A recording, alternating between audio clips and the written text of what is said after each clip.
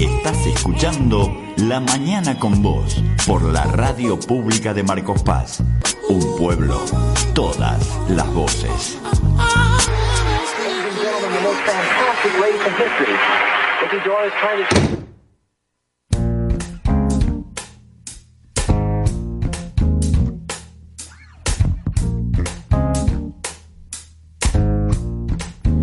Continuamos en La Mañana con Vos, pasaron 14 minutos de las 10, pues está mucho atención con lo que se viene, pues un tema que nos preocupa y nos convoca a todos, tiene que ver con lo que estamos viviendo particularmente en el sur del país. Esto no significa, estaba leyendo el Día de la Plata, por ejemplo, y había miedo también, ¿no?, en la ciudad de Las Diagonas. Estamos hablando del hantavirus, ¿no? ¿Y con quién vamos a hablar?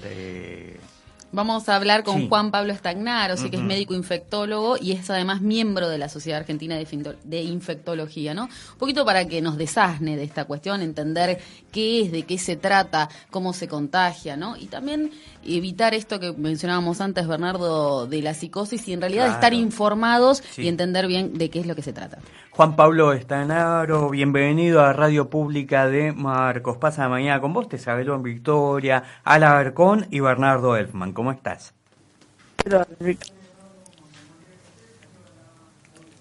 Muy bien, muy bien. ¿Qué es lo primero que hay que saber de esta enfermedad que ya dejó 10 muertos en Epelcuyen, ¿no?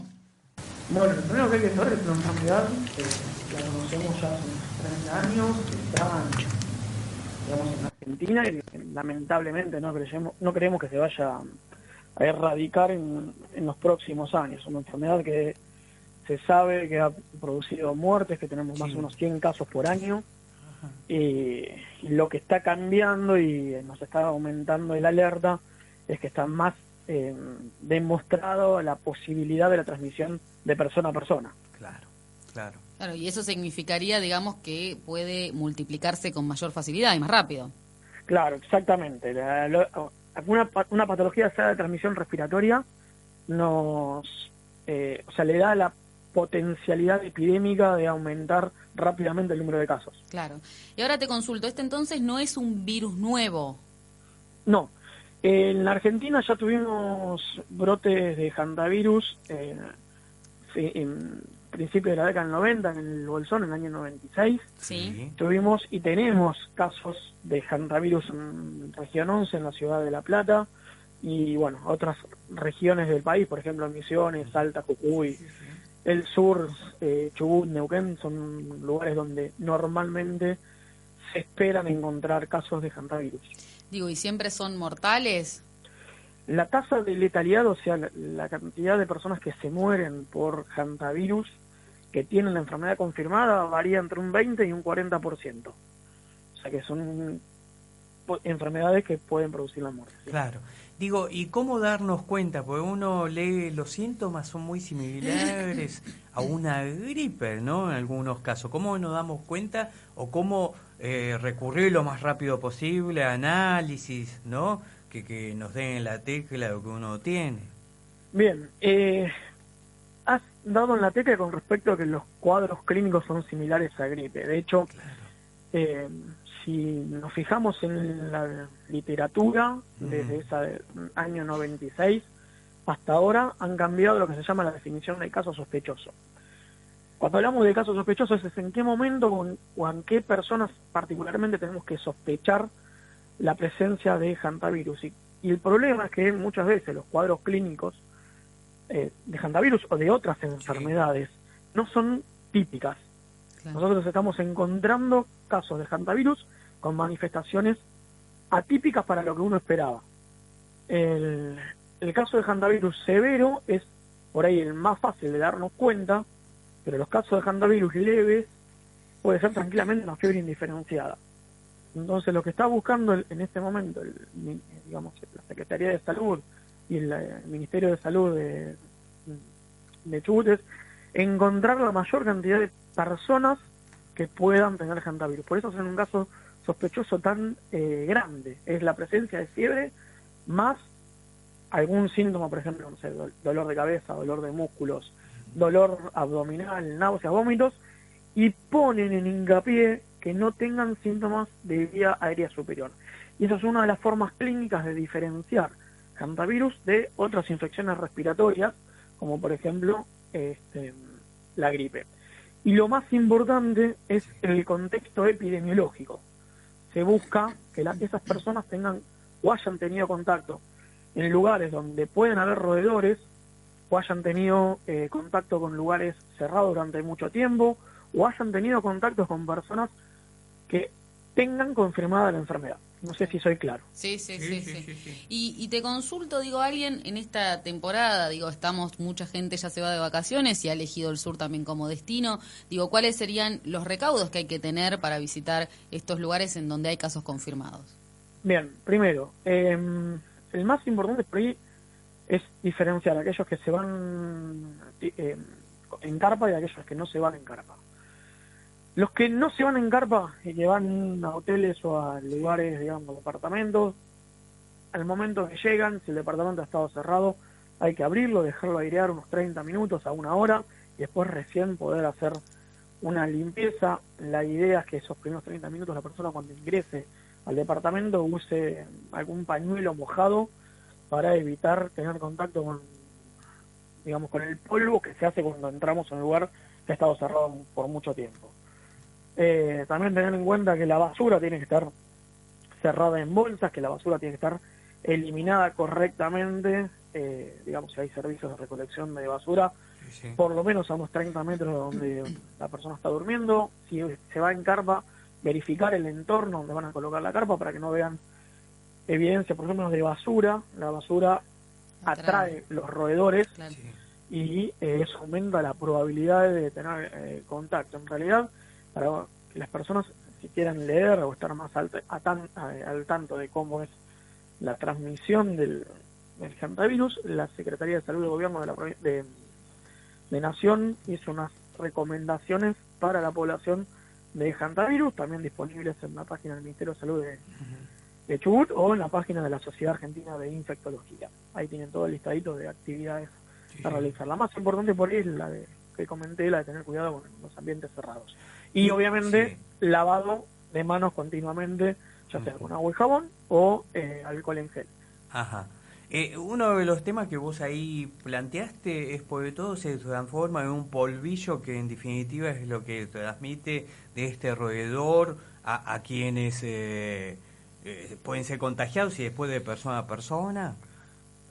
Claro, la importancia del polvillo es el roedor orina o defeca en alguna zona, se seca esa orina, esa materia fecal, y son elementos que tienen partículas potencialmente infectantes. Claro. Si eso se aeroliza, entra por la vía aérea de la persona o por la conjuntiva, o sea, básicamente por los ojos, por la boca o por la nariz. También obviamente hay otros mecanismos de transmisión, por ejemplo, cosa que es extremadamente infrecuente, la mordedura de roedor. Claro. Podría potencialmente transmitir la enfermedad, y ahora tener en cuenta esta posibilidad de transmisión interhumana, que es, digamos, donde más es en el brote donde más efectivamente lo están intentando demostrar. Digamos, la sospecha es extremadamente alta. Claro. ¿Y cómo se vería en caso de un humano por la saliva, el hablar? La sospecha de la transmisión, o sea, todos estamos hablando de sospecha, todavía no hay nada confirmado, ¿sí? Sí. Y la sospecha responde a que en todos digamos, las acciones de evaluación que hizo el Departamento de Zoonosis y Salud Ambiental de Chubut no encontró o no pudo confirmar todavía el roedor con el virus, ¿sí? La última información, habían colocado casi 300 trampas, capturaron 21 roedores y hay 18 roedores que ya son negativos y 3 a confirmar. Debido a que no encontraron todavía el virus asociado al roedor, y los casos clínicos relacionados a esa fiesta, digamos, se fueron dando casos clínicos secundarios de la sospecha de patología respiratoria. Y tal cual lo dijiste, la transmisión podría ser por hablar, por toser, lo que se conoce de transmisión por gota salival, ¿sí? Y te hago una consulta, por ver, Este roedor uno entiende que debe estar en todo el país. ¿Y por qué se da el epicentro tan fuerte en esta zona sur? Bien, el roedor, digamos, los hantavirus son virus que están bastante adaptados a los roedores. Hay una familia de roedores que tienen varios géneros. Uno de los géneros son los géneros Oligorhizomis, que son los ratones colilargos habitualmente de zonas suburbanas o rurales. Ajá. No es un roedor que habitualmente lo encontremos en zonas urbanas. Sí. El problema es que este vector, el roedor de familia Oligorhizomis, tiene bastantes o distintas especies, ¿sí? Por ejemplo, en la zona sur, el Oligorhizomis longicaudatus es el que transmite la enfermedad. En la provincia de Buenos Aires, el Oligorhizomis flavescens. Y después hay otros roedores, por ejemplo, Acodona zarae, que no es lo que nosotros conocemos, digamos, o vemos con el tamaño grande. O sea, siempre se dice que son los ratones chiquititos, los cuales la cola es más larga que el cuerpo. Y obviamente esto ocurre cuando el humano tiende a invadir las zonas donde viven los roedores. Por eso, en el Bolsón, en el año 96, digamos, el inicio de la epidemia fue en personas que habían ido a acampar a un lugar en particular. En este caso, el inicio de la epidemia, o el caso índice del brote, es de un trabajador rural que asistió a una fiesta. Claro. Un trabajador rural que trabajaba en galpones cerrados. Digo, y también te consulto por el tema de los barbijos, ¿no? Ahora en Epuyén hay una especie de obligatoriedad para utilizar barbijos. Digo, ¿hasta dónde sirve, no sirve? Y esa es una pregunta que en realidad la va a contestar el tiempo. Claro. Yo hago digamos, la comparación de lo que ocurrió con el año 2009 con la gripe. Claro. Creo que fue el 24 de abril del 2009 que empezamos todos. El 20 de abril se empezó a hablar de gripe en el mundo. 24 de abril en Argentina empezamos a elevar un poco el nivel de alerta. Para el 26 de abril casi había gente que quería tener barbijos, los 3M, los barbijos sofisticados, para usarlo, y después nos dimos cuenta para el 1 de mayo, 5 de mayo, que era un virus gripe que se transmitía por gota salival. Claro. Cuando hablo de gota salival y el uso de barbijo, estoy hablando de un virus que en general la partícula que lo transmite mide más de 5 micrómetros. Y hablo de este tamaño en particular porque es la partícula que cuando uno tose, habla o estornuda, decanta a 1,5 metros o a 2 metros de radio donde uno está parado, ¿sí? Los barbijos que se usan para ese tipo de transmisión respiratoria son los comunes. Ahora, yo no sé si hubiese tomado una conducta tan agresiva respecto del uso del barbijo, pero sin embargo hoy en China o en cualquier país asiático, cuando hay gripe, ves a la población usar barbijos. ¿Cuál es el problema? El problema que va a existir radica en cuando nos sacamos el barbijo, porque hay una técnica para sacar el barbijo, no es cuestión de sacarlo y tirarlo a la basura. Implica lavarse la mano, implica sacarse el barbijo de una forma, porque recordemos que el barbijo lo único que hace es evitar que esas partículas tomen contacto con nuestra boca. Pero si yo después toco el barbijo de la parte exterior, las partículas las tengo en la mano, y lo segundo que hace una persona cuando saca el barbijo es tocarse la cara. Es cierto. ¿Se entiende? Sí. Entonces todavía no sé si es una medida que habría que haber tomado. Pero repito, lo digo yo a 1.300 kilómetros de donde ocurre el foco. Totalmente. Juan Pablo, digo, supongamos, tenemos el hantavirus, o por lo menos tenemos, mejor dicho, alguna condición que sospechamos o creemos que es gripe, inmediatamente ver un médico clínico que te irá a hacerte laboratorio, te manda a hacer algunos análisis. ¿Ese es el paso previo? Siempre ante un cambio en la situación de salud, la recomendación es consultar a su médico de cabecera. Después decidirá, como vos bien decís, puede ser una gripe, puede ser inclusive, recordemos que podemos tener dengue en este momento, y más que nada en regiones metropolitanas de la Argentina, como ocurre en Merlo, como ocurre en La Plata o en Buenos Aires, y inicialmente son bastante similares. dengue, hantavirus. O sea, el médico va a decidir si corresponde o no hacer un estudio posterior y qué es lo mejor para ese paciente. Exactamente. Bueno. Y en caso de que uno tenga, ¿cómo se cura? Digo, Bien, medicamento, ¿qué hay? Esto sí se sabe que mucho del daño que produce el hantavirus Sí. no está producido por el virus en sí, sino por la respuesta que nuestro cuerpo hace frente al virus, o sea, un mecanismo inmunológico. Ajá. Lamentablemente todavía no hay tratamientos Sí. demostrados que sean efectivos para el hantavirus, y lamentablemente el cuerpo se encarga de resolver la situación. Muchas veces esa situación, las más severas, involucran lo que se conoce como edema agudo de pulmón Claro. no cardiogénico, Claro. y la situación se hace más peligrosa para la vida de una persona. Por eso muchos pacientes terminan internados en terapia intensiva Claro. con intubación orotraqueal. Pero una vez que el cuerpo se encarga de tratar, o de, mejor dicho, de curarse de la enfermedad viral, la resolución, con mayor o con menor tiempo, es total. Puede tardar, obviamente, 2, 3 o 4 meses, pero la resolución es total. Bien, bien. Excelente. Bueno, ¿Verdad? completito. Sí.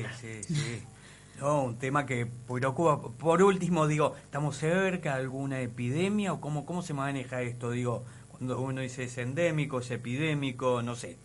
Bien, las definiciones de endemia Sí. y de epidemia van a depender de la cantidad de casos que nosotros esperemos para una región en particular. Aprovecho, que el año Sí. pasado tuvimos, ustedes ya habrán sabido, el brote o la epidemia de sarampión. Sí. Nosotros estábamos esperando 0 casos de sarampión. O sea, con un caso de sarampión que tuvimos confirmado ya podemos hablar de brote. ¿Sí? Claro. Entonces, hantavirus estábamos esperando, o esperamos por año, 100 casos en la República Argentina. Eso va a variar en cada una de las regiones. Si mal no recuerdo, me parece que para la provincia de Chubut se esperaba algo así como 10 o 15 casos por año, y ya Ya lo superó. para la primera semana de enero, o la primera quincena de enero y las últimas semanas de diciembre, ya superó los casos esperados. Por lo tanto, se habla de brote o de epidemia. Es una cuestión numérica, básicamente. Así es. Sí. Juan Pablo, un gustazo placer. tenerte aquí en la radio pública, y seguramente a gente con mucha atención habrá escuchado, para no asustarse, pero para estar prevenido, y siempre es bueno tener información, Totalmente. ¿no?, cuando suceden estos temas. Sí, si me permitís, yo Sí. creo que esto es una situación para ocuparse y hacer las medidas tendientes, aprovechando que está el alerta establecido en la población, empezar a buscar de eliminar la mayor cantidad de roedores cerca del domicilio, no eliminarlos a palazos, sino evitar Sí. que haya Claro, claro. Basura, que crezcan los o que aparezcan los roedores. Exactamente. Ejemplo más que nada con el tema de la basura. Totalmente. Exactamente. Y bueno, les agradezco a ustedes por el tiempo. No, perdido, por ¿sí? favor, un No, placer. Gracias, Por favor, gracias a ustedes. Ahí está, pasó Vicky Juan Pablo Stagnaro, médico infectólogo, miembro de la Sociedad Argentina de Infectología, y felicitamos a Karen producción, San por Miguel supuesto, haber en la conseguido. producción Notaza. Interesantísimo, y Sí. ojalá podamos hablar, bueno, en un tiempito, ojalá con ya todo esto resuelto, Sí, también claro. con él, para ver cómo siguió todo. Así es.